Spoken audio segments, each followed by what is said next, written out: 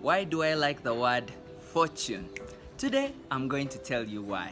Welcome back to Starting Out, and kindly subscribe to this channel for more content on this. Now, the word fortune.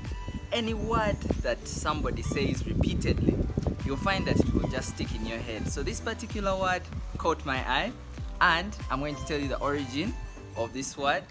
Okay, in my vocabulary at least. I'm going to tell you the reason why and why I really like saying it so many times, and perhaps maybe the detriment that it has. But this is Starting Out.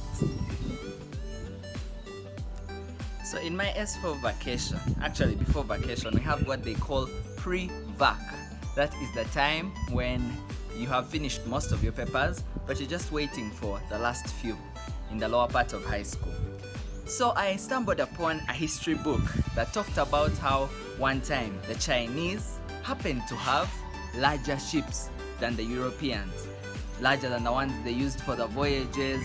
At one time they controlled the eastern parts of the sea for so long, and the question was, why didn't they discover Europe? So they took us through an intense story as to how the Chinese, their objective was actually different. They decided that they would just move around the world in their big glamorous ships, sharing their wealth with the rest of the world, giving gifts and generally showing the beauty that they had from China.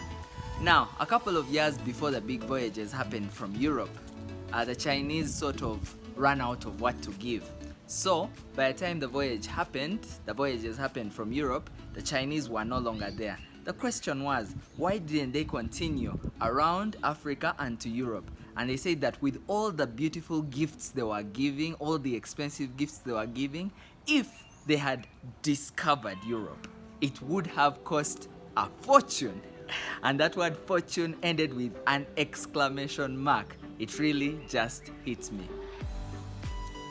Now, the word fortune had found root in me. I once said it also when people in my school are a bit proud, people who were in my former school.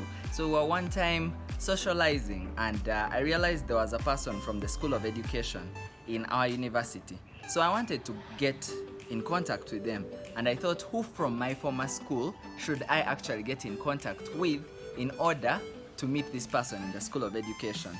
Then I remembered, due to the biases here in Africa, the people who came from my school would rather pay a fortune not to go to the School of Education.